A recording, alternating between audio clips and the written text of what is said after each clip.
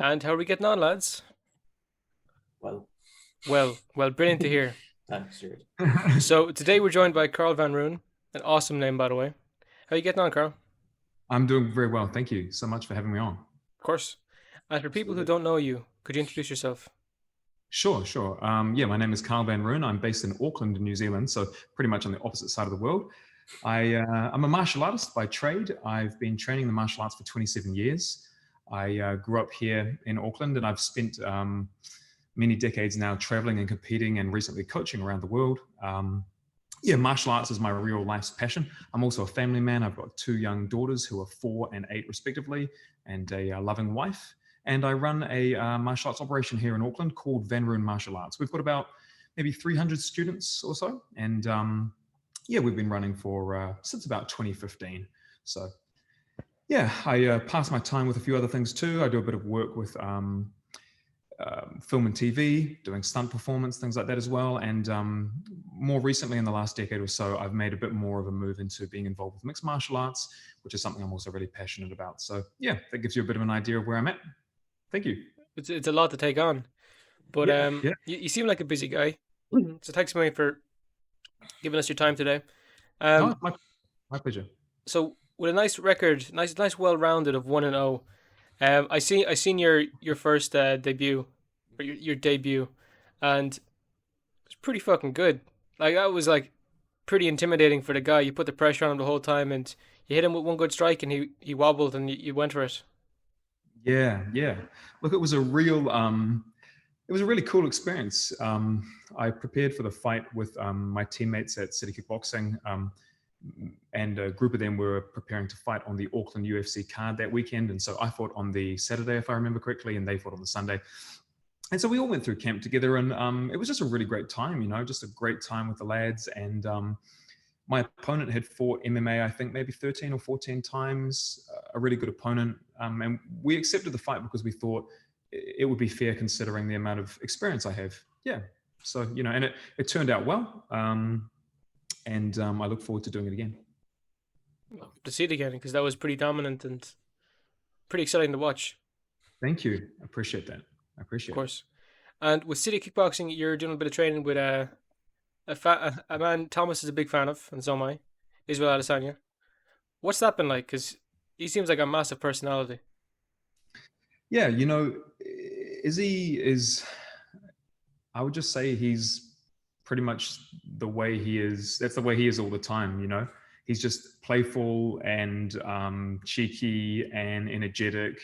And, but what may not always come across on the camera is I found him to be really authentic and kind and just sharing and interested in everyone. Like that's what I really appreciate personally. I grew up in traditional martial arts, and we have traditional martial arts values like integrity and like self-control and like compassion and respect and all these things that are associated with traditional martial arts. And there's selling fights, you know what I mean, and then there's how you treat people that you have nothing to gain from. You know what I mean? Like Muhammad Ali was quoted one time as, I can't remember if it was Muhammad Ali. I think he said he watches how people treat waiters, or he watches how people treat like people who are, in subservient positions that he has nothing to gain from.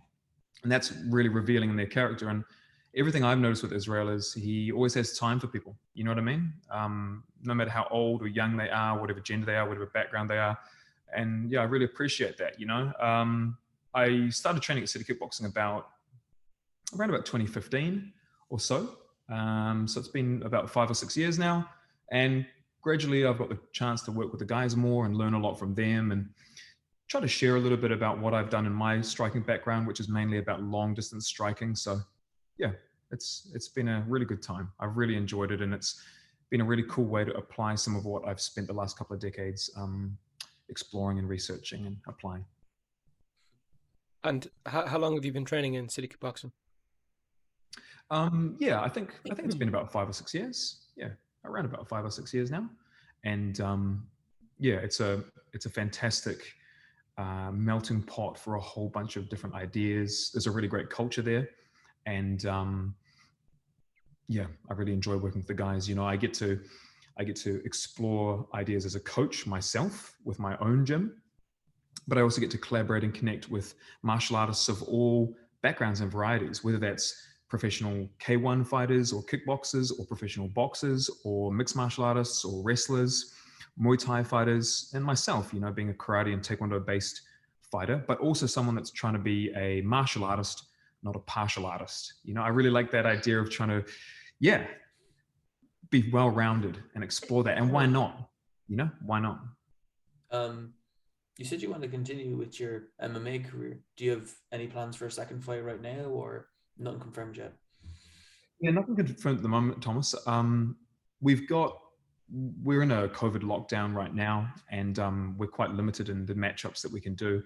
It's definitely it's created difficulty in terms of training and things. We're still doing what we can. I'm still I'm doing a lot of online coaching. I'm doing a lot of training solo by myself here. We've been in lockdown for about 2 weeks. We should probably have another around about 10 days of it, and then maybe a reduction in alert levels, which should give us a bit more freedom. I would like to do another fight, either before the end of the year or early next year, but yeah, nothing confirmed as of yet. That's pretty much the long and short of it. I'm 37 years old now, and I started doing martial arts when I was 10. So I might have a few more years in me, and as long as I'm enjoying it and as long as I'm improving, then I'd like to continue exploring it. So yeah. I mean, you got guys like Yoel Romero, man. Yeah. He's still going around and like the fucking size of him. And wasn't that the age of his debut? Yeah. So Yeah. Yeah, Romero, just incredible. He's just a tank, eh? Yeah. Like don't crack, right? There's a story about how they brought him to a doctor, and the doctor was like, "Where the fuck did you find this guy?" And he's like, "No, seriously, like this guy's built different. He had like tendons behind his eyes that were like 3 times as big as the average person. Like he was just completely built different." And the doctor was like shocked by his physique and all that. Yeah, he's a bit of a beast. Yeah, I remember him being on Joe Rogan Experience and then talking about similar things like that, eh? And just the Cuban like wrestling program, eh? I think there's a lot to be said for that, like Soviet boxing and wrestling style training. They've got like an amazing system. I love like following their training methods and learning about it, and yeah, pretty awesome. Yeah. What did he do? Yeah, like one of the things that they do, at least I know a little bit more about the Cuban amateur boxing program. I don't know too much about the wrestling side of things, except the Cuban boxing program, they put a lot of emphasis on very, very light technical sparring. So they develop like perfect distance and timing. They do it so light and playful, a little bit like the way the Thais do Muay Thai sparring. So it's technical sparring, it's very light, it's very playful. And they're not damaging each other, but because they're not damaging each other, they're improving their software without damaging their hardware, to quote John Kavanagh, your countryman, the coach of Conor McGregor. And I really love that, like I love that concept, because a lot of times what you see in more classic boxing gyms or striking gyms is like, okay, we're going to do a bunch of bag work and road work and pad work and hit, and then we'll have a really, really hard sparring day once or twice a week, but we'll try to like belt each other. But then people get like damaged or concussed or hurt, and you can't spar that much, and you don't get that greater timing and that greater feeling of distance in that. It's another thing that is kind of shared by a lot of the sparring at City Kickboxing, which is like lighter, more technical sparring where people don't always get their head taken off. And I'm not saying you don't work hard. It's just like for the long haul, you probably get more, it's training smarter instead of harder. So you're not like breaking yourself and concussing yourself and getting CTE and having to take time off, So I like that. I really like that about that Cuban program. Yeah, when it comes to damaging yourself, we've seen that with McGregor recently. He said he went in with a fracture, and then it just exploded. It was nasty. Yeah, Man, it was pretty there's been a whole disappointing to watch. There've been a whole bunch of those, haven't there? Like Yeah. there was Weidman and Silva, and yeah, it's pretty terrible. It looks awful. It looks absolutely awful. No, it's sickening, isn't it? It's hard to watch when they put it down and they try to stand on it afterwards. I think I actually, to be honest, I think before my last fight, I think I might have actually fractured one of the bones in my foot, actually. Because like quite a few people asked me, they were like, "Oh, Taekwondo world champion, you'll be throwing some more kicks." And I only really kicked with my right leg, and part of the reason was that I think I broke. I never got it X-rayed, but my left foot, I think I fractured it before I got in the fight. So once I landed the hands, I was kind of quite eager. I was like struggling to walk in our last week of training. Like I couldn't move that well. Luckily, like it all came together, and then you have adrenaline and stuff. But That just yeah, reminding me of that fight right now. Was it you or him who opened with the spinning kick? yeah, it was me. It was me. Yeah, But he you was had the like, fractured foot and you opened with a spinning kick. yeah. But that's my right foot. That's not my broken foot. Okay. Shit, man. Yeah. That's a good way to open though. That looked pretty intimidating for the guy. Oh, look, he was He ready had to for it. reevaluate you. Yeah. He immediately like level changed and went under it. Like, he was a really, really great opponent. Yeah, really nice guy. Really nice guy. Yeah, it's interesting how you can be so humble and I suppose caring in a sport where you try beat the other guy up. Yeah, it's interesting, isn't it? I Yeah, mean, I think that's like the proper martial arts spirit, because um, there's no hate in my heart when I'm trying to finish the fight. Just like if I'm trying to get a 3-pointer on you in basketball or put a layup in or something like that, it's just that the consequences are more severe. If I try to beat you in a chess match or I try to beat you in a game of ping pong, things get fiery in like basic games, right? yeah, I mean, sport. it's the same. It's just the consequences are a bit bigger. Yeah. If the shoe had been on the other foot and then I was the one that got taken out, then I would have to accept that. Do you know what I mean? And me personally, yeah, I like to use martial arts, or I like to think of martial arts as like a great vehicle for expanding ourselves and improving ourselves and putting yourself head to head with another human being in a cage or in a ring or whatever it is, and the fact that they can really damage you, like the consequences are grave if you make a mistake. It has to bring out the best in you. And I know it's a strange thing, like, because it can sound a little bit psychopathic, but it forces you to bring out the best in you, and you can even feel grateful to your opponent. You know what I mean? Like, thank you for like pushing me and giving me this opportunity. So for me, it's always been like that. And a lot of the fights that I've had have been like that. When I fought at my best, it's like I'm grateful to even be there and be able to compete against somebody of like a high caliber. It happened in taekwondo for me too, for world titles and things. So, And you got a couple of those. In fairness, are you 11 world titles or world championships?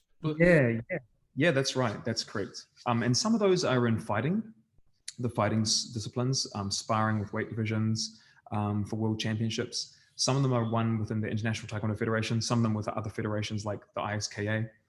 And some of those are for other events, which include, for example, jumping kicking to break boards at higher heights with different techniques. It's kind of like high jump, but you imagine like a flying kick that you do.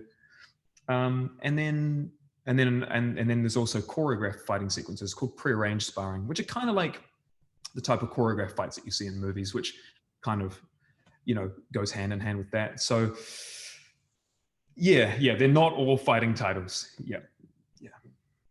It doesn't like devalue them in fairness. no, Like, no. Oh no, I appreciate that. But I feel like I should, say that, as a disclaimer. yeah. Yeah, so when the guy jumps you in the alley, you're like, wait. They're not all in fighting. Yeah, can we choreograph something? Wait, I just want to let you know. All right, you swing with the left. I'm gonna, yeah, That's it. yeah. You got it. And with the choreograph stuff, you're pretty familiar with it being a stunt guy, and you were a stunt guy in the Hobbit of all things. We've had some of the guys on from the Hobbit, and they're some of the funniest episodes we've done. What was that like? Who did you stunt for? Yeah, look, in 2012 and 2013-ish, I had the opportunity to stunt double for one of the lead actors on the Hobbit series called Lee Pace. He was the actor that played Thranduil, and Thranduil is like the king of the elves. He's like the father of Legolas, I believe, the guy who is played by Orlando Bloom. So I had the opportunity to stunt double for him and help help put together and train him for his fight scenes and double and jump in when required. They ended up using quite a lot of CGI on that movie. Me personally, I kind of preferred more like the style that they did in the original Lord of the Rings. Interestingly, more recently, New Zealand has, you might have heard, I don't know if you're, interested in that world, but New Zealand was home to the Amazon version of Lord of the Rings that started shooting. And that was shooting last year. And in between COVID, I had the opportunity to also work on that. Because it hasn't been released yet, I can't really talk too much about my involvement, but I was doing stunts and a few other little bits and pieces there. So yeah, there's something else there too. But yeah, I've been working in stunt work since about 2010 or so, and then doing a little bit of acting in between, which goes hand in hand with that. And yeah, it's been a really enjoyable time. Lots of challenges, lots of talented people in the area, doing lots of things that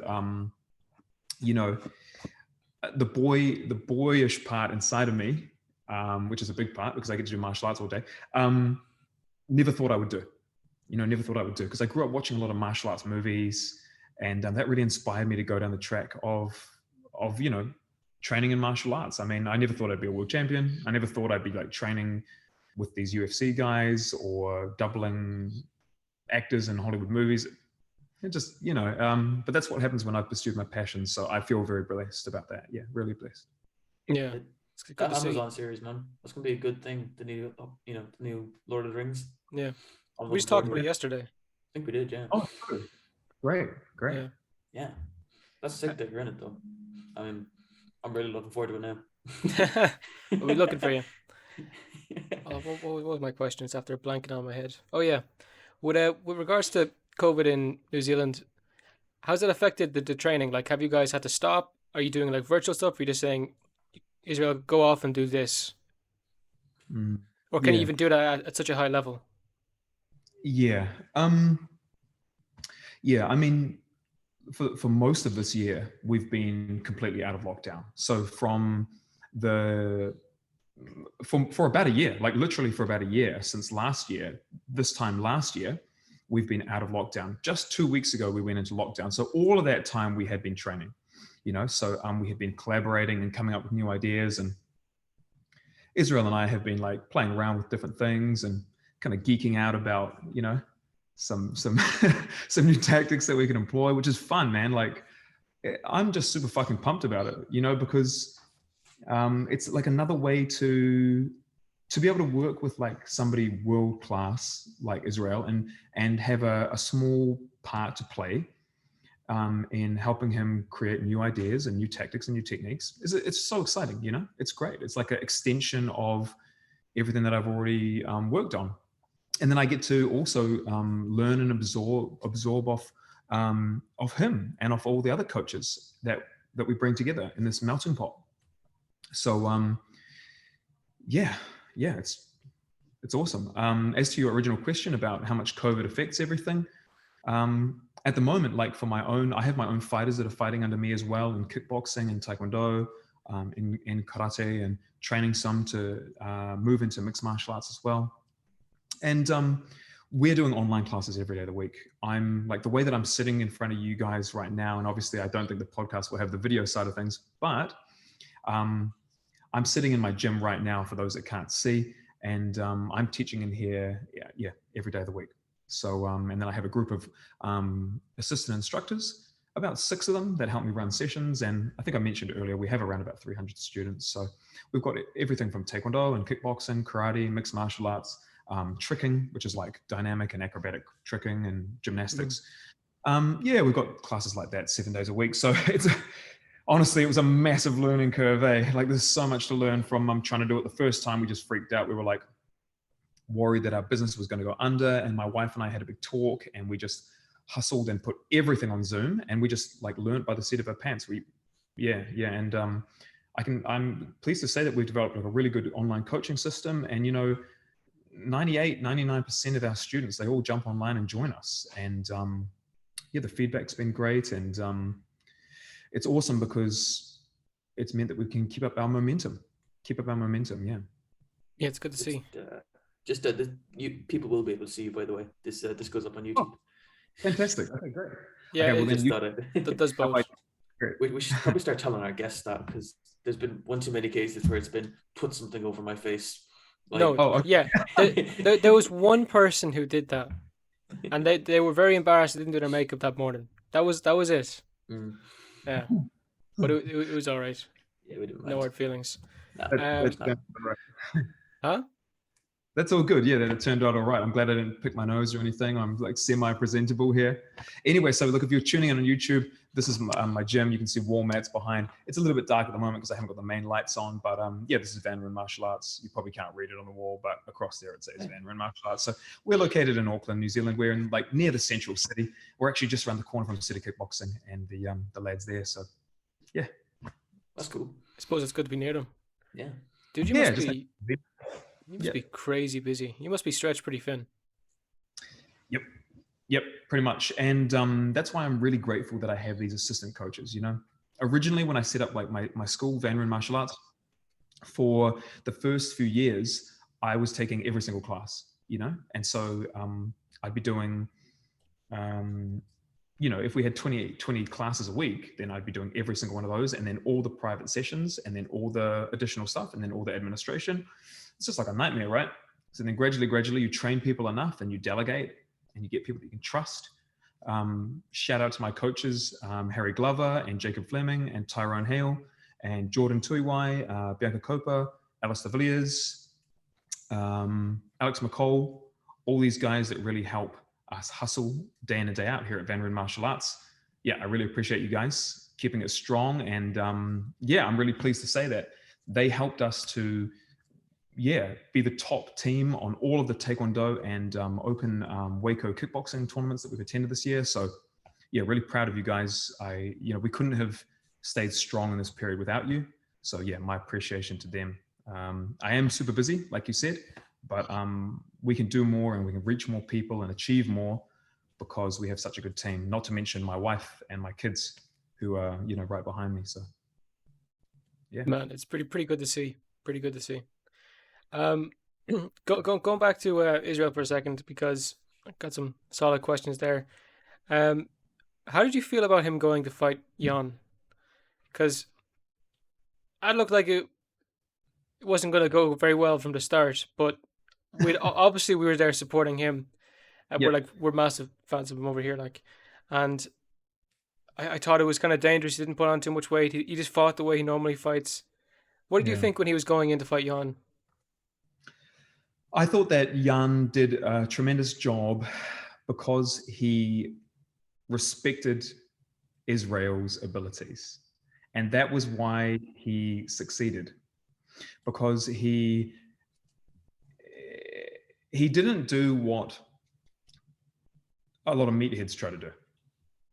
Because, Israel's fought, obviously he's fought like 100 times in kickboxing, and he's toasted all sorts of brawlers and thugs that just try to, overwhelm with their power. You know what I mean? Jan is bigger and, a great wrestler and great on the ground, but he didn't just try to just berserk himself in and just take punishment. He was very intelligent with how he set Izzy up. And I was impressed with how he maneuvered himself and set up his takedown attempts. And I think Israel respected Jan's abilities and vice versa. And Jan's strategy and tactics put him out on top. And then he did what he had to do to win the fight, which was maintain top position, do just enough to not get stood up, and then take those final rounds.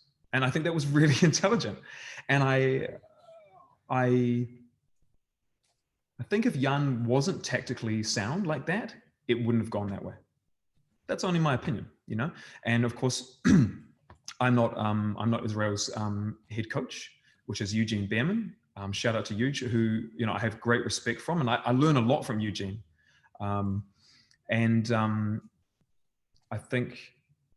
that was really what it came down to. You know what I mean? Israel has fought people that are bigger as well in the past, but for me, it was the way he applied his strengths against Israel that made the difference. It must have been weird for you considering you were teaching him like striking and like high level striking and kicking, and then it didn't really get used. Yeah, to be honest, I didn't have too much to do with preparing for Jan. I'm like brought in to help more in situations where that kind of thing is required. There's people like the wrestling coach Andre, who's a tremendous, he's got a Romanian background, such a savvy, awesome coach, and also Frankie Hickman, who's another one of the coaches currently stationed overseas at the moment, but often comes into City Kickboxing to help out with the wrestling side of things. When preparing for different fighters, of course, you're going to draw on the experiences that are required, like those two gentlemen. And for myself, I have the privilege of being able to work with the guys when they're preparing against people who are going to fight at longer range, or are going to try to use a certain type of kick, or we think that we can use a certain type of kicking tactic or long range striking method against them. I think so. For example, with Brad, who's a good friend of mine, Mr. Brad Riddell, yeah. He had an opponent, Magomedov, I think was his name. Yes, I sometimes yes. confuse the names.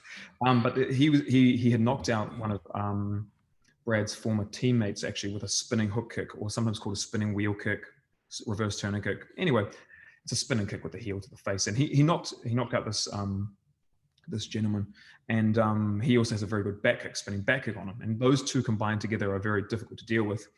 And so I just spent the whole time in camp sparring with Brad and throwing back kicks and spinning hook kicks at him to prepare him, to immunize him to those ideas. And yeah. So in the small way that I can, I'll contribute, and it's good to just be part of the team, pretty much. Yeah. I think I cut you off there, Thomas. Did you? Didn't you have a question? Oh, I was going to ask something. Yeah. In his next match, Israel said he's going to play a chess game at Rob, and he's like his first 3 moves planned out already. You have any involvement in that, sir? I can neither confirm nor deny. I can neither confirm nor deny any planning, any scheming. Maybe we can talk again after the next battle. Yeah. Actually, that fight's been cancelled to COVID as well, hasn't it? That's a shame. Like COVID. Yeah. Who knows what will happen? But yeah. I look forward to it. I traveled to Melbourne last time. Rob and Israel fought, and being in that stadium, we were quite close to the cage, like maybe 7 or 8 rows back or something. So pretty close, and it was a great atmosphere. Good time to see him like take away the title, and proud sort of moment for everyone, for New Zealanders, I think. There's talks of it happening in New Zealand. Do you think any chance that's going to happen, or? I really don't know if that is on the cards. I think it would be awesome. There have been like UFC fight nights in Auckland. But I suspect that it will probably end up in, maybe Vegas or Melbourne or Abu Dhabi or something. I don't know if they'll be going back to doing stuff in Fight Island again or not, but yeah, I think originally they were looking at Madison Square Garden, but I think that's been difficult. Yeah, they were. To be honest, I'm not really involved with the details. No, yeah, of course. Yeah. But I suppose you're more involved than we are, so we're going to ask you everything we can ask. Like, yeah. Do you think he's going to try be a double champ again? Like he tried with Jan. Do you think he's going to try another weight division, or is he just going to keep doing what he's doing?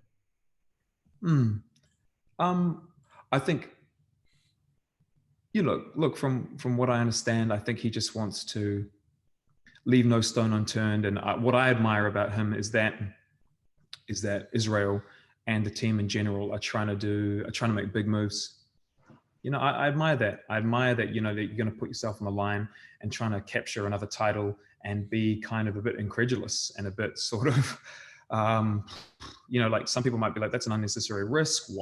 Why are you doing that? But I think he just wants to make the biggest statement he can. And something I admire about it is like um, Israel will say things like, dare to be great, or dare to be better than you think you can be, or dare to be greater than you are, you know? And as opposed to like shrinking and going, oh, well, I couldn't possibly do that. And I don't want to risk it. And what if my unbroken record, like my perfect record? It's nothing like that. Like, He took that very well. His first loss. hey, that's what's revealed in like, in defeat, right? Like the real character. It's easy to be like a gentleman when you're the one like smashing everyone. But when you're like on the opposite end of the scale, that's what I said again about the traditional martial arts values, Like, how do you react when things don't go your way? That's why I like being involved with these types of people. Otherwise, I wouldn't want to be involved. They're selling fights, but then there's like, anyway, you understand what I'm saying, eh? Yeah. I take it not a McGregor fan, so. Original McGregor? Yes. 100%. I loved how he was, the so self-aware and like well-read and researched and so focused and just, he was all about like, it was almost like the Jeet Kune Do of it, he was like absorbing what was useful and rejecting what was useless and always researching, experimenting and expanding and visualizing. And then it's just like, I don't know if it was the money or the ego or different influences, or if it just, it all just got too crazy. I mean, what did he get for that fight with Mayweather? 150 million or something? Am I in the right ballpark? It's, yeah. I can't even imagine. 100. Look, I can't even imagine what it would be like. Do you know what I mean? So, I mean, to have that level of notoriety and fame and pressure and everything. So it's no judgment. But I was a McGregor fan. Still am a fan. I think it just seems like he's kind of lost the plot a bit, which is unfortunate, because I love the way he was. I remember when he knocked out Aldo with that left straight, and then it was like a movie moment. It was like it was just incredible. He fell at his feet, and then he hammer fists him, just perfection. It was just like what? That's not possible. You know what I mean? Like, I was ready for like a war, and it was just, yeah. I think we all know. You know what I mean? I mean, he's the reason a lot of Irish people get into it. Like the first event absolutely. I ever remember watching was him versus Mayweather, because I'm quite new to it. I'll be honest with you. Him versus Mayweather, then him versus Khabib. Then I took a long break after that. Not a fan, and then I got back into it when. I think it was him versus Cowboy, but the event right after that, I think, was it Israel and Romero, and I watched that one, and then John versus Reyes. So since just before COVID, I've been a little bit of a fan. So yeah. But I've followed Israel. Yeah, his career, man. It's amazing what he's done, and yeah, I think he's going to be a long reigning defending champ for quite a long time. How old is he now? 30. I think he might be 31, or I think he's in that vicinity. He might be 31. He's got enough time to keep at it anyway. There's no worries at all there. It just, when you look at McGregor, like, you're thinking, okay, he's in the mid-30s now. They normally drop off, getting close to 40. Please just win something and retire. Yeah. Like, I'd be delighted if they just threw an absolute spud at him. Like a guy who's like 100-0 and said, go on, just retire after this one and be gone. At least he finishes on a win. Yeah. I don't know. It's a sad sight. He used to be like, everyone supported him here. But then, I don't know, as of late, ever since that thing with the guy in the bar, it hasn't been the same. It's just like, oh, there goes McGregor doing his thing. Money will change you. There's a real weirdness about him. Maybe it's different where he lives, but we live in County Offaly, dead centre of Ireland, and I find that around here, and the further you go west, people don't really like him as much. Maybe people just like him in Dublin. It's just there's a lot of, I love him as a fighter, but I don't like what he does outside of it. There's a lot of that, but it's unfortunate. I mean, you know, you can draw parallels to like Mike Tyson and with his trainer Customato. You know, like he grew up literally from the streets. You know what I mean? And I'm not saying that that happened to McGregor exactly, but I know he came from like kind of a. Did he come from an impoverished background or not? Or Absolutely. He That guy was. was on social welfare. He finally got a job as a plumber. He kept training as a fighter. His parents wanted him to stop. They tried to bail him out of debt, and he said, "No, I'm gonna keep doing this. I'm gonna be huge. I'm gonna be," and he did it. That's what's so amazing about him. But what came after? that's incredible, right? I mean, what an amazing story. And then, you know, like again with Tyson, similar thing, right? And then Customato took him from the streets. He was literally selling like dope, and then he turned him into like the youngest heavyweight champion ever. By the time he was like 20, he was already the heavyweight champion of the world. He was earning like $20 million like this. He was buying tigers and you know, all sorts of things, right? I mean, how do you process that? How do you process that kind of success? And he went through all this rise to meteor like fame, and then Customato dies. He loses his mentor, potentially begins to like lose his way a little bit, ends up like probably the lowest point is like he bites Holyfield's ear off. You know what I mean? He's like getting violent. He's like losing the plot. But now it's come full circle. You know what I mean? Like I don't know if you listened to Tyson recently on the Joe Rogan Experience or in other formats. On his own podcast. Yeah. Yeah, I mean, look, he's so self-aware, right? He's like come around and he's had like feels like a spiritual reawakening. You know what I mean? And I've got a lot of time for the guy, and I always like to believe in second or maybe potentially, depending how bad it is, third chances. But like when I saw McGregor throw the dolly at the bus, I was like, oh my god, are you serious? Is this WWE? Like I was like, is this scripted? Is this just to sell stuff? But then it just seems like there's so many of them like stomping on phones and punching old dudes in pubs and I don't. things like that. It's just like, Yeah. oh, this probably can't be scripted now. It's really just getting a little bit sad. But like, you know, hopefully he'll come right. And like I said, I can only imagine what a crazy ride he will have gone through, and maybe some perspective and some time will change that, and maybe he'll do some good with what he's got and his money and his position. So You know, you maybe. always see if you always see Tyson with Evander Howe, and they always seem like good friends. But I cannot imagine Khabib and Conor being in the same room with each other. Uh, Like it baffles my like even recently Bisping and Rockhold were training with each other, and I just thought that was crazy because those two guys fucking hated each other. But mm, A lot of it's on Khabib's end as well. I think Conor would be more likely to go in there because he's like doing that with Aldo at the moment, and that was crazy. But Khabib is just absolutely not. No fucking way. mm, Um, don't yeah, blame Khabib either. I Guy don't blame like him either. But mm. I think it is more so on Khabib's end that they might never. But who knows, man? These guys are fucking young. They got like 50, 60 years left in them. Who knows? On the deathbed, you might have Khabib beside Connor, and he might kiss him on the forehead goodbye. Maybe Yeah, yeah, maybe maybe. maybe Connor will convert to Islam, and then he'll be like, no, I'm playing. But they have some background, like you know, one's in the Oh my god. drinking like beers and being very like chaste and religious, and the other is just living the high life, embracing Vegas. It's like you couldn't capture the polarity of like human experiences, you know, Yeah, much more. Yeah. but Yeah. that seems to be what works when you go against Connor. If you try to sell the fight, give him an opposite. They did that with Poirier. Like I think Poirier, he's been a bit of a mean boy in the past. Like, but with the recent fight, he tried to be like the he was playing a part of being the nice guy. Like he just kept piling American, on. all American working class bloke who's, you know, Remember with yeah. Charity, you know, I I understand he's actually like a good guy, but I seen there's a certain moment he's like, fuck, I need to be like, this is the bad guy. I gotta be the good guy, get people on my side. Um, it worked, but it was a bit weird to see. Yeah, it's an art, isn't it? Selling fights. It is. Yeah, Definitely, Israel does it well. Oh, it does. it does. Yeah. Yeah, Especially well, that fight with was it Costa? Those two, fuck, they just went at dude, it.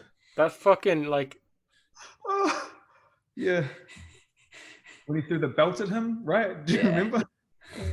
what else was there? when it gets Vittori and Vittori is like punching his thigh, and he drops him to the ground like, Oh yeah, yeah, yeah. He's punching his leg or oh whatever. my god, Brilliant, eh? So that good. that guy, he's something. Like what was Marvin thinking? Like just punching a guy in the thigh. Nothing really I, came out of it. I'm not sure. Yeah, it's Who brilliant.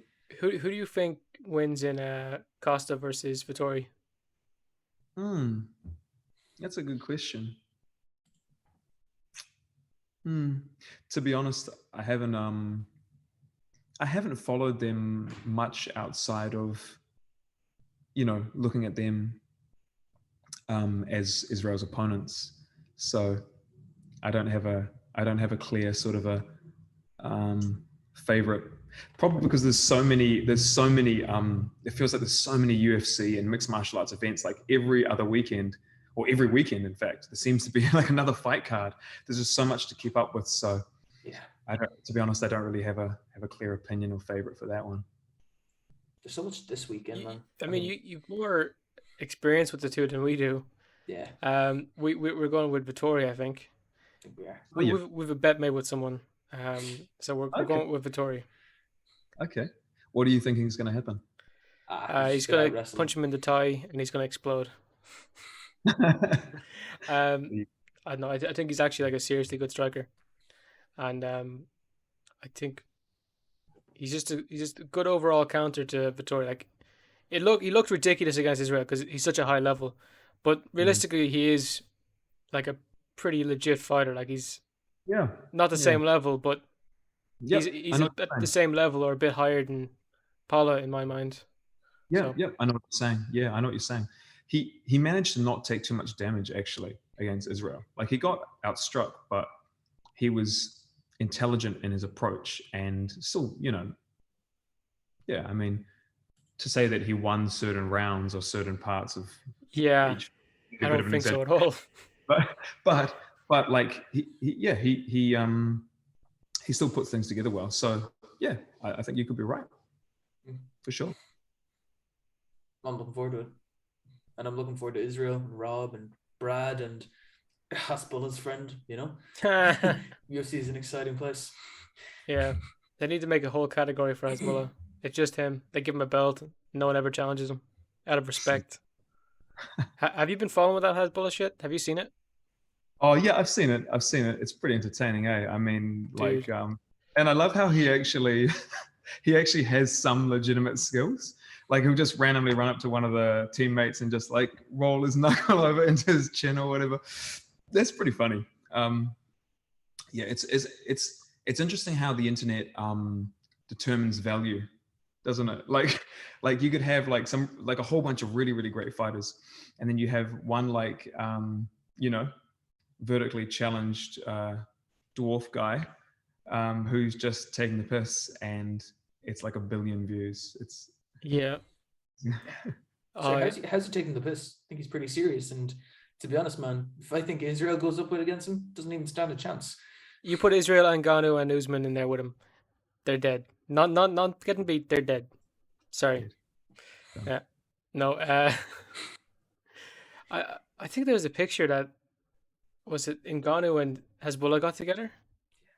right. That is like a legendary photo. Oh, it Mm. was like so someone like the person who posted fucking titled it or whatever. Um, the world UFC heavyweight champion and Francis Ngannou. Oh yeah, Yeah, right. yeah. I don't know, Yeah. man. Whoever handles Hezbollah, they're onto it. They know what they're at. They've done such a good job with him. Like what realistically, okay, he's a small guy. He's doing a boxing fight with this. I think he's a rapper, and there's not much else to it. Now you put them in a standoff. Now you keep posting that shit. You keep is filming him training. You put him in front of the likes of Ngannou and shit. Like it's absolutely mental. Because anyone could probably do that. You could pick two guys from your gym, Yeah, put them in yeah, front of the right people, and yeah. you could probably get them to the same height as Hezbollah. It's a very strange world, isn't it? The democratization of like the internet and like the information age means that anyone with the right nous, the right understanding about how to promote something. And it's like the famous for being famous things, starting with the Kardashians, or like just generally with reality I TV hate or that. YouTube stars, the Paul brothers, like Logan Paul and Jake Paul, and this whole fast with that. Like, I don't know what to make of it, but I mean, it's clever in terms of gaming the system, and it's pointing out like a whole bunch of really interesting dynamics about our current culture, whether that's for the good or the bad, or the ugly. But yeah, like you said, it's kind of tremendous.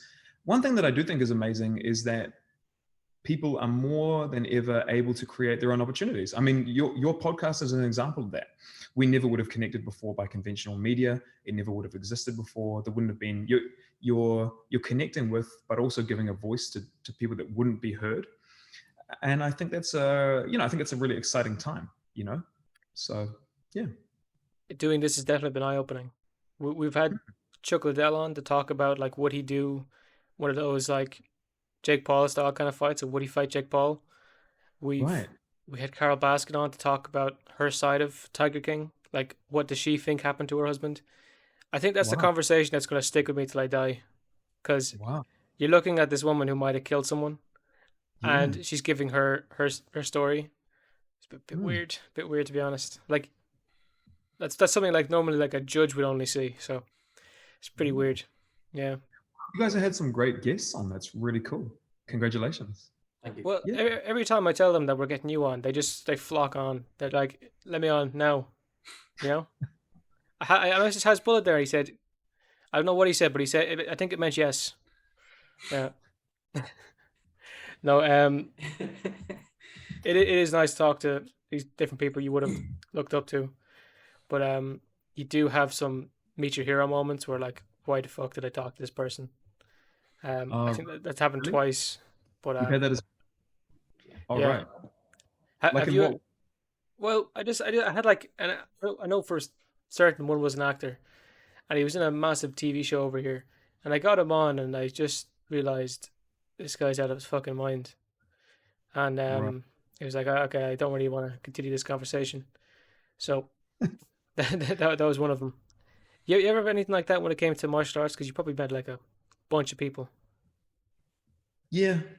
Yeah. Yeah. I have. I wouldn't name names out of Of course, yeah. No. courtesy, but definitely. Yeah. Yeah. Because there's a difference. I think there's a difference. I mean, as we identified with fighters already, with like there's a difference between admiring somebody for their skill level and their capacity to achieve something and their work ethic and blah blah blah, but as opposed to them as a person and how you relate to them and their values. I've had that a few times. Um, yeah, there's a big difference between admiring someone, because I often think about this acting thing. For example, you mentioned an actor, and I think it's a tremendous art being able to convince others that you're this person, you know what I mean, or you're in this other situation, and then the other part of me is like, that's a tremendous art, and the other part of me is like, hang on a second, we're celebrating the people that are the best at lying. Like, which is it? Like, I'm really, really good at pretending to be something that I'm not, and then like we admire that. It's like, I don't know how I feel about it, but like I've done some acting training myself, and I've played some roles, and I really enjoy it. And most of the actors that I meet are tremendously like self-aware and kind and compassionate. Same with martial artists, same with fighters for the most part. But then every now and then, it's also like, it's funny that we have this hero worshipping. We worship actors that play soldiers who win wars or do heroic things in movies more than we actually celebrate the people who do it. Do you know what I mean? Like that's Yeah, kind of crazy to me. Like that shit's crazy. it is. Yeah, and I'm involved with like some of that world, and it's just kind of bizarre. I don't mean to ramble, but it's just something that's just my initial thoughts on it. We're on a podcast. You can ramble away. Yeah. You could talk for 40 minutes after a 10-word question. Like, um, Yeah, no, yeah, you're right though. There's a really unhealthy obsession people have with followings of other people. Like, especially with, and it's getting more obvious, it's like YouTubers, man. people have a really unhealthy obsession with, especially ones that play games. You ever heard of Dream? No, no, There's like no. Oh, people dedicate their life to this guy. They like make Twitter accounts to see what he's listening to on Spotify, and it's just it's really unhealthy. That is. that it's really weird. I'm not sure how versed you are in this world, but I'm not at all. Like, like stan accounts. Like, people are like, Yeah. they make accounts basically just to celebrate a Yeah, YouTuber or something like that. It's really right. fucking weird. Yeah, Mm, like you see a lot of it for that Irish guy, Jacksepticeye. He, yeah, he's only like from a couple of minutes up the road from us. Like, he's fairly local, but yeah, when he when he got to a certain level, he just kind of got worshipped as more than just a person. Like, but it's pretty weird. wow. It's really fascinating, actually. But Um, when it yeah, goes back to actors, I think there's a reason some people like, or there's a reason we not just like, we love actors who end up playing themselves, like The Rock, Robert yeah, Downey Jr. Like, yeah, yeah, there's yeah, some guys or some gals, they just play themselves, and that's why it works. So yeah. I suppose it's on both sides there. Yeah, I can understand that. It's a really interesting time. Speaking of YouTube, one of my good friends, his name is Aaron Gasser. I don't know if you know him. He's Ginger Ninja Trickster. He's a YouTuber. Are you familiar with him? I think I've heard that name. I'll look him up. I'm not Yeah. familiar. I think he's probably got 1.3 or 1.4 million followers or something. Yeah, he's quite a big YouTuber. In the martial arts community, he's pretty well known. He's as you might have figured, a ginger martial artist. He also is involved with the International Taekwondo Federation, the federation to which I'm a world champion. And he's he's an incredible kicker, and he's a really, really great martial artist. He's also worked on a lot of stuff in film and TV as well. Mm. So he was like doing doubling for people like Elton John. Actually, that's the dude in Kingsman. Kingsman series. Do you remember when Elton John is in those like crazy platforms and he does like I don't know if you remember, but he does like a flying sidekick in one of the fights? That's Aaron. Shout out to Aaron. It's fucking amazing. His tuck is just like perfect. Like how he tucks his leg up like that. It's just brilliant. And he's been in a whole bunch of other other movies since then and other series. I'm pretty sure he's pretty active working right now in the UK. But yeah, my first sort of foray and connection into the YouTube world was after we had a tournament we were at the World Cup in Sydney, Australia in 2018.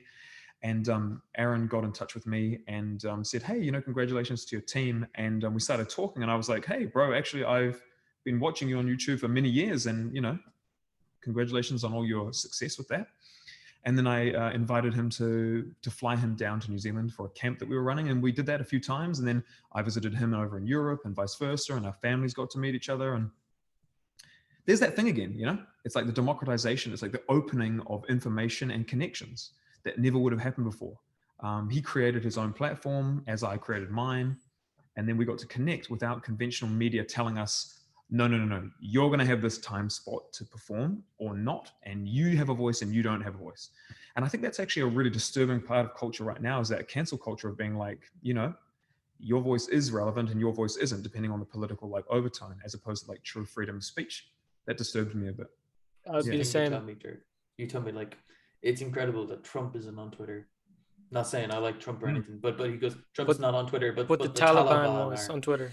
The Iranian dictator is still on Twitter. It's just But disgusting. because Orange Man said mean thing, Orange Man Yeah, go bye bye while he was president of the United fucking States. yeah, yeah, yeah. That's a little bit absurd. It's absurd, isn't it? Yeah, Yeah. because it's the degradation of everything that we, or at least I admire about the United States. About its constitution, about what it stands for. And it's like, if you're not going to stand up for that, then what? Then what are you becoming? You know what I mean? Like, Putin said they're going the way of the early Soviet Union. Putin did an interview very recently, and he came out and said that, which is pretty mm, freaky. it's interesting, starting to control the masses and say you can and you can't say this. Yeah. We're watching over what you say. Yeah, it's interesting how things go around in cycles. Be interesting to see whether the United States, begins to degrade more and more, and dissolves as a world power, like Britain did, and takes a backward step, or whether or not, China just keeps to rise, or how things play out. It's kind of a crazy time, especially with all the COVID stuff and the cancel culture and with, Yeah. I mean, I don't think we'll see the US decline the way of the USSR or Britain, like blah blah blah. I think it's going to be pretty okay, because the reason like while those fell is because they lost a lot of land. The USSR lost most of its industrial like land.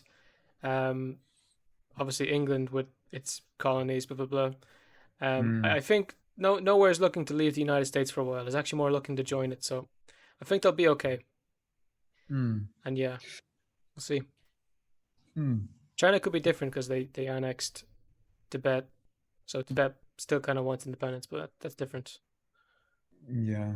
Yeah. Really? How the fuck did we get here? Oh yeah, that was just me. It was me just dropping in some political commentary and observations. I mean, you're a pretty relaxed guy, so I trust it. I did have a question, and it just kind of flew out the door. Thomas, you got anything? Trying to see. Oh, actually, there. What was your start to martial arts overall? Yeah, look, I started doing martial arts when I was 10 years old, and I began with karate. I started doing karate, and I trained. Yeah, I trained in a few different styles. A style called Ashihara Karate, which is similar to Kyokushin Karate, so it's a full contact derivative of karate.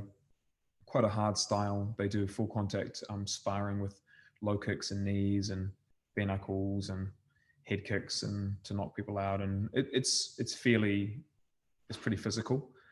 And I started doing taekwondo around about when I was about 16 years old, and then that same year I also started doing kickboxing as well. And then I was kind of training everything concurrently, so I was doing a few days a week of karate, and then I was doing a few days a week of taekwondo and a few days a week of kickboxing.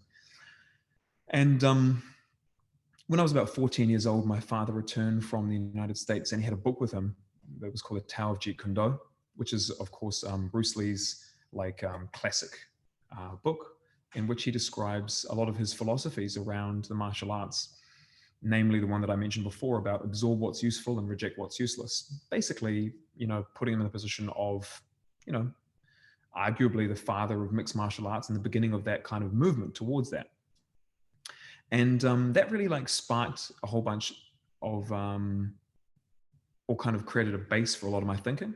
So from then I was always kind of trying to absorb and explore, rather than be too dogmatic about it.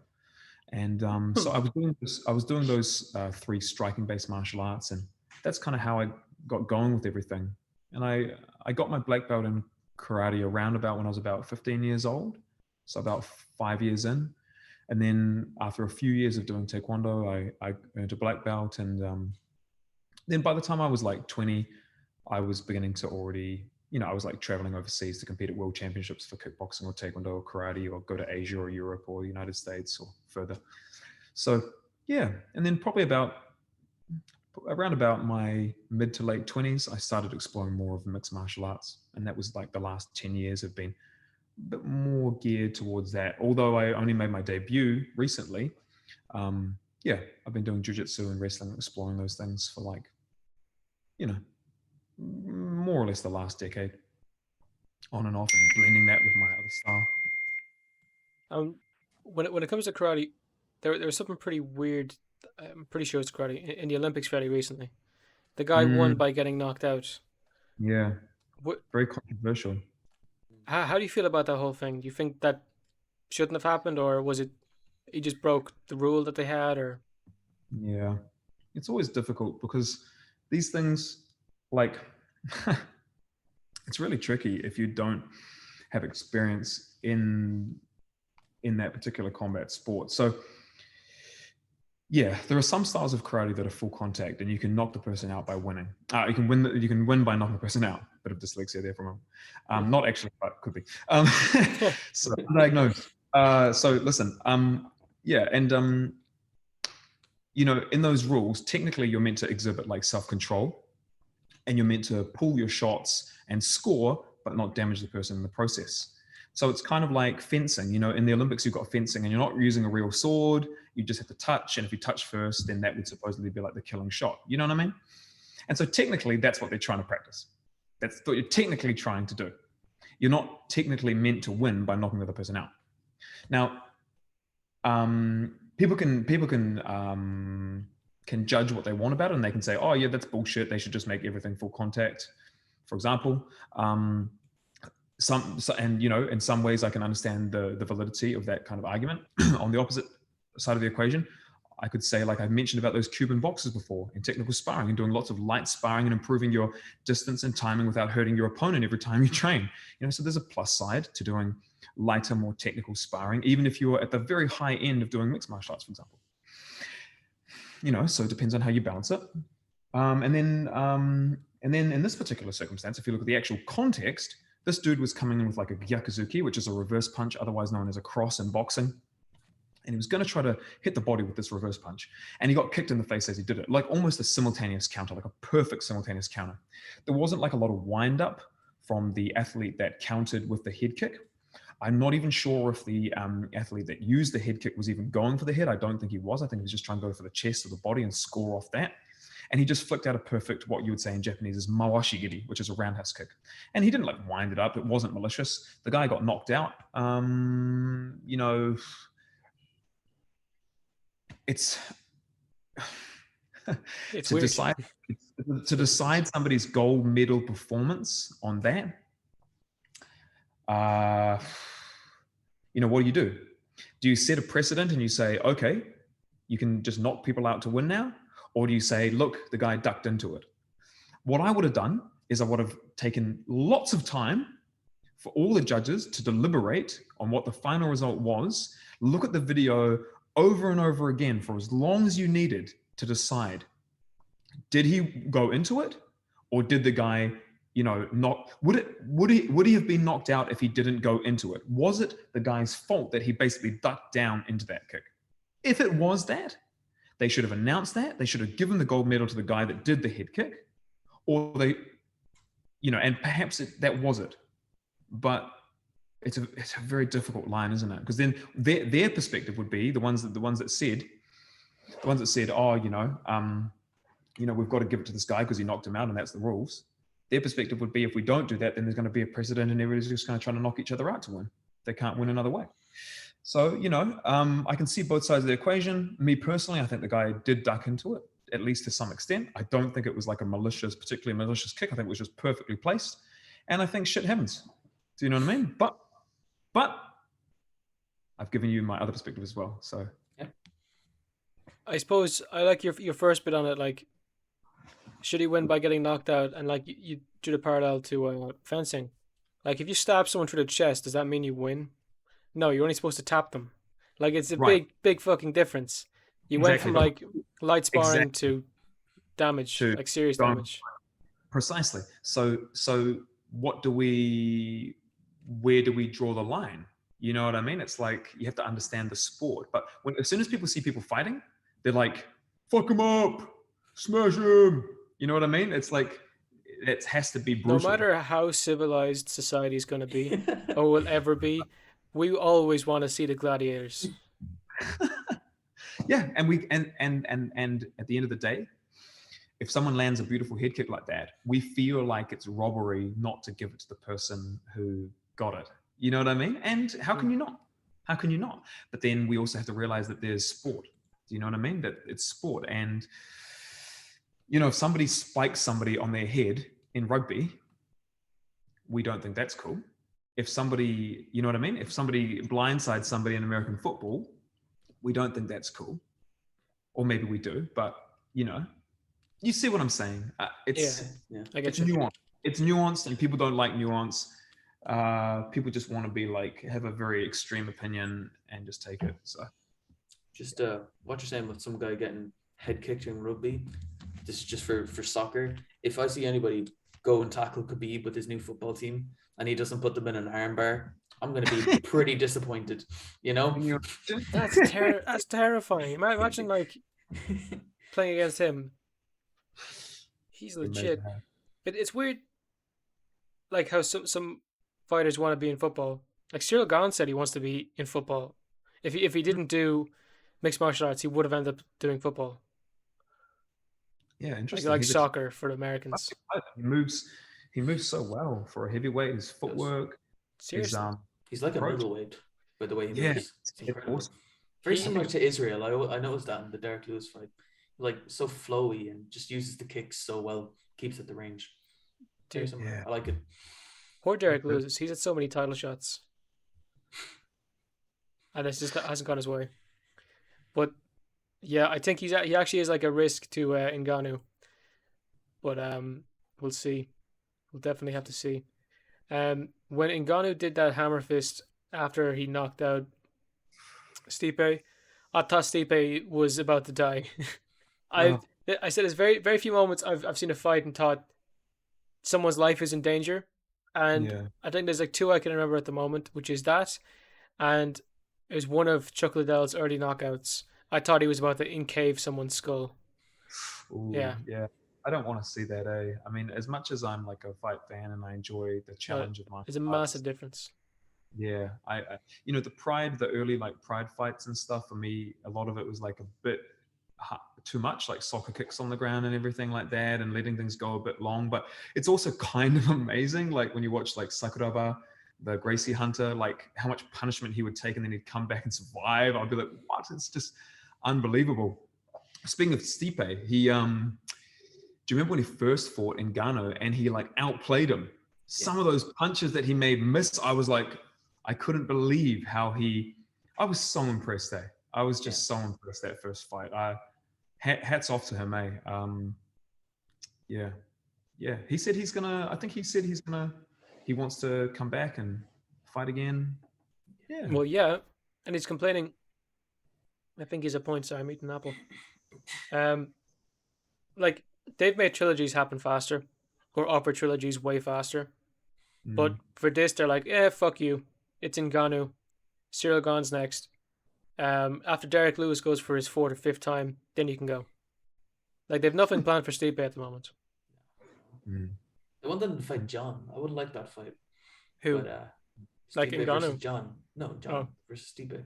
They want to make that fight happen, but I don't see John moving up for another 10, 15 years, to be honest. he's Just been. needs he needs more time. I think Israel said it perfectly. He's been saying he would go into heavyweight since 2013.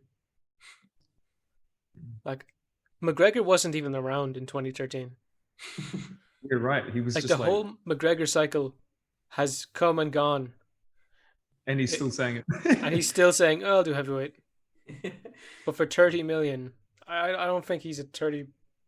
Was it 30 million? I don't think it warrants 30 million.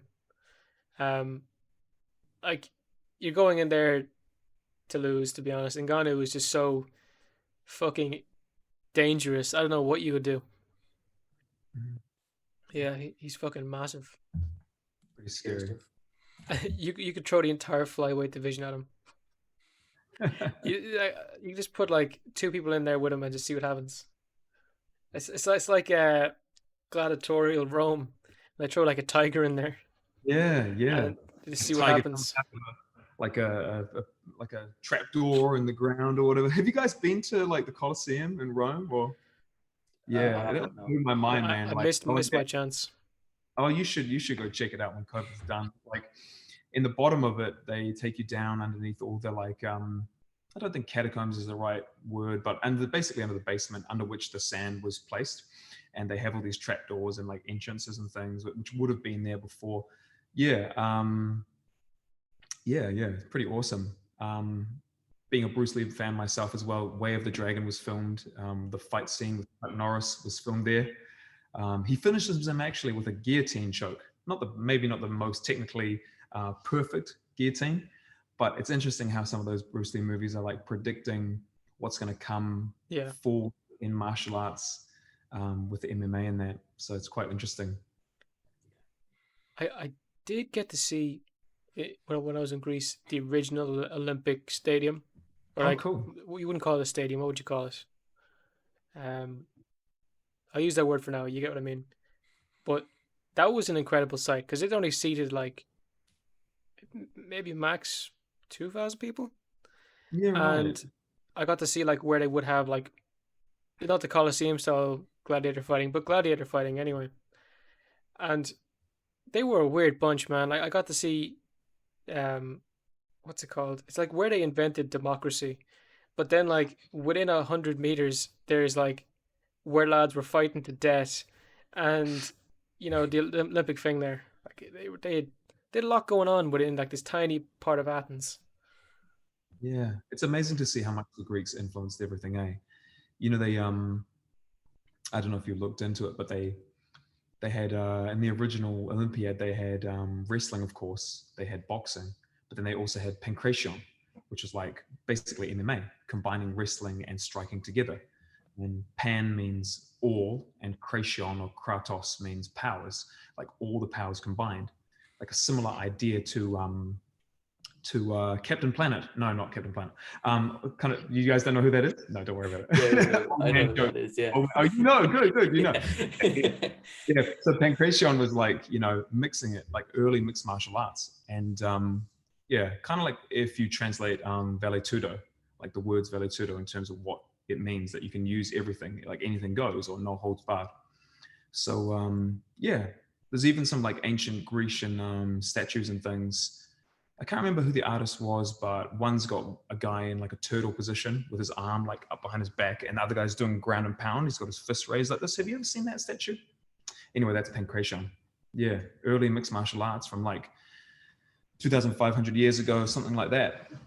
Just I like to geek out about the martial arts history in all Yeah, different ways. they Yeah. no, they were a crazy bunch, and those fuckers continued Rome after Rome fell. The Mm. Byzantines. They have a crazy history over in Greece. Mm. Absolutely insane. I love it. Um, yeah, it's mental. Where did you Um, go? When did you go there? I went for archery. It was for my Oh, right. 18th birthday, and Okay. went to Patras, and then went to which is in I think it's in Maria, and then we went. Oh, it is Maria, and then we went up to Athens for just to see what's going on in Athens. Great. And yeah, nice and simple. Didn't really go anywhere else. Just kind of stay around that area. Their coffee Awesome. culture is amazing. Number one, Mm. Mm. coffee's like so cheap, and everyone's just sitting out having coffee. I went in the dead of winter, and it was like 20 degrees, like 20 Celsius Yeah. for all the Americans out there. And it was pretty nice. You're just sitting there like everyone else like in sweaters and like their jeans or whatever. I'm sitting there in shorts and just sweating to death because Ireland at the time was just So ridiculously typically cold. Irish. Yeah, At 20 degrees centigrade, that's like a hot, sunny summer's day. dude, like with the hot, it almost got to 30 degrees Celsius here, and Ireland was ready to like die. People Yeah. were keeling over in the streets. The tar was melting on the roads. Yeah, Mm. I've been told. As I know a Kiwi over there. He's a good archer, and he says like the weather in Ireland and New Zealand isn't too different. It's actually very cold in New Zealand. Mm. Yeah, I don't think it's quite as cold. We probably have a few more warm months, but it also depends on what part of the country you're in. So if you're down in the South Island, definitely colder. Like just before we had this lockdown, I was down in Queenstown, which is beautiful spot. Like if you're going to visit one place to try to find like the most beautiful scenery in New Zealand, a good place to start is Queenstown, which is down in the South Island. So if you remember like the footage from like the original Lord of the Rings and all the like beautiful mountains and Alps and lakes and just stunning scenery, you want to get down to the South Island. And down there, it definitely gets a lot colder. Up in the north, not as much. I'd say it's probably a few more degrees warmer, both in the winter and the summer. It's not tropical. It's not like the Gold Coast, where I actually used to live in Australia, across the ditch. But yeah, maybe a little bit warmer, perhaps. So are you originally Australian? No, I'm originally a Kiwi, born and raised here in Auckland, but I moved to Australia with my partner, my wife now, Marnie. We lived in Australia for about 3.5, 4 years, something like that. Yeah. So yeah, and I was training over there at a really great mixed martial arts gym as well, called Potential Unlimited Mixed Martial Arts, with a really great coach, Vincent Perry. He's also got a few guys that have fought in the UFC and also in one championship. Yeah, and he's just like an awesome coach over there. He's like a really incredible, just human. I really rate him. He's like he's a poet and a musician and a black belt in Brazilian Jiu-Jitsu and a former boxing and kickboxing coach, and like he's a master teacher in Kali and like Southeast Asian weaponry and things. He's like one of those really encyclopedic martial artists that I just love to spend time with. Yeah. So shout out to Vincent Perry on the Gold Coast. Yeah, still remember those times fondly. Brilliant. Yeah, you definitely love the more well-read ones. Like, as much as I love the likes of Chuck Liddell or Rampage Jackson or even Kimbo Slice, Heavy it's hitters. just That's all I got. it's a bit. You like the guy who's like more philosophical about it than just I want to go in there and kill a man. And that's one thing I didn't like about McGregor recently. Like he's saying like I want to go in there and fucking murder this guy. Now I know plenty of fighters say you're dead, but come on. Yeah, I can't relate to that. Well, no, that's not entirely true. There are. actually, Tell the story. well, yeah. And I wouldn't say. I think it's you know who I'm a real fan of is I've been listening to a lot, and I imagine you guys have heard of him, is Jordan Peterson.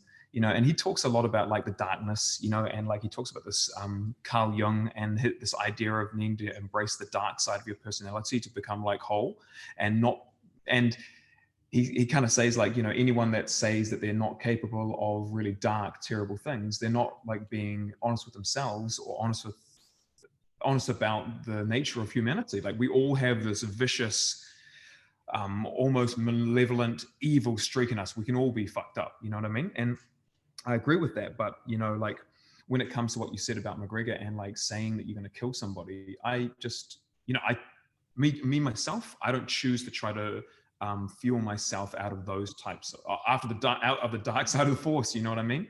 Because I just don't think it's sustainable. I think it just like burns me too much. Like if I go down that path. So, and I found that I've still been able to achieve so much of what I've wanted to do in like a positive, constructive way that's been able to contribute to the growth of others, and still fight hard and still do well in what I've pursued without having to go down that track. That's just me personally. That's too far for me. Do you know what I mean? Yeah. Like there's certain fights, but then there's just I don't know. Like I said before, it's difficult to know what's really going through the guy's head. Definitely. I don't know where. Yeah. He was supposed to do a charity fight. We were supposed to go meet him. He's true. Doing a boxing fight in Galway with this. We're friends with the guy who's organizing it, and he pulled out at the last second now, I think. But he was going to do it. Then the doctor said, "Look, dude, you can't fucking do it." He's going to fight a McGregor impersonator, like a guy who like does impressions of him and so on. And he's not doing this event, but he wants to do one in September. Or not? Yeah. No, it is in September. It is in September. But he wants to do one after. Yeah. So a different fight. So should be interesting to see. So wait, it's a McGregor versus McGregor. McGregor versus a guy who does a good McGregor impression. Okay. Yeah. I just want two guys screaming that they're gonna box the head off each other in there. To be honest, just two McGregors. What would happen? And for the love of God, I hope he doesn't lose. I'm kind of hoping he doesn't lose because that would just be like the cherry on top of the icing kind of shit. And he's in a wheelchair as well, so like he shouldn't lose. Oh, he's in a wheelchair now? Or? Yeah, it's a wheelchair boxing match for in the fight. The Wheelchair Association. Him and his opponent are going to be in wheelchairs right in front of each other with boxing gloves on.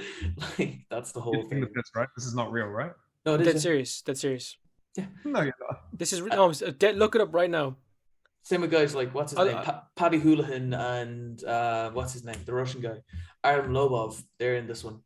Two of them are feel going like to be fighting I each feel like other. there's Boxing a gloves. dry Irish sense of humor that's going to No, get me this is out. serious. I swear to Look fucking it up. God, man. If you look up Sir Steve-O Timothy What did you say? boxing Paddy fight, O'Houlihan or something?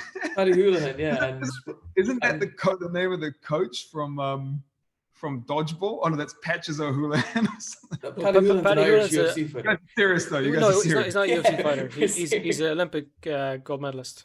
No, you're thinking Oh. Paddy Barnes.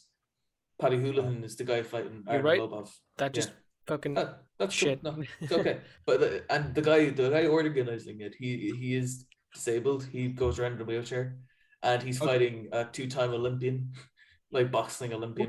Awesome. So it's raising awareness for that. Yeah, Irish Wheelchair Association. Awesome. I'd love to Cool. just say after all that we were fucking with you, but it's serious. Okay, sweet. Yeah. See if I can get a picture. There's a lot of people out. There's a lot of like some guy called Fabidi. Like a lot of Irish content creators are also in it. Just gonna be boxing each other. And then there's some boxers. Like there's I don't know if you know Dylan Moore, and he trains with Conor quite a lot for his boxing. Oh, okay. Yep. You know. I don't know if you can see that. That's the fight going on. McGregor's supposed to be on that card, but he's gonna do the next one instead. Yeah. Should be interesting. He's been training with Steve-O guy. He's been training with John. John Kavanagh. He's been doing fuck ton. But one thing that's hilarious, and I hope someone sent it to him, with the Fabio guy. We had him on before, but he said to me when I was talking to him, he hasn't trained at all for the fight, and he's fighting like Dylan Moore, and like a proper legit fighter who just got signed with. Who did he get signed with? Probably Showtime. Yeah, he got signed with Showtime, which is the one I just fought during the weekend there. So he hasn't trained at all, and he's fighting a guy at that level. Good luck. Good luck. I hope he wins. I hope he does okay. Hope he survives. But sometimes you gotta prepare. Yeah. Yeah. Every time. Okay. Yeah. I got a feeling that I got a feeling it's about like 11 o'clock for you right now. I see you're starting to fade. Yeah. So I suppose we're an hour and a half in. We never get this far into an interview. Holy shit. So if people want to check you out, where can they find you? Well, you can find me on my Instagram handle at Van Roon Martial Arts, which is VANROON and then martial arts. Or yeah, I've got a website, vrma.co.nz. Yeah, I've also got a YouTube channel. I probably need to upload a bit more, to be honest. Maybe I can include this. And there's plenty of clips. Yeah. Feel free to reach out, get in touch. And thanks again for the opportunity, guys. It was a pleasure to talk with you, and all the best for your, foray further and further into the podcast world. Yeah. Well, when we tell them that we've had you on, man, they're gonna come flooding. So no, look, it was a pleasure talking to you today, and we learned a lot. I definitely learned a lot, and I'm looking forward to Izzy's next fights, and looking forward to if you ever do another mixed martial arts fight. I definitely want to see that. You're just so dominant in the first one. The guy, he panicked, and you took advantage of it, and you did a good fucking job. So yeah, if people want to check you out, they know where to find you. If you're listening to the podcast, fair play to you. If you're watching it, fair play to you. And if you got this far, fair play to you. Have a good one. Take it handy, and bye bye.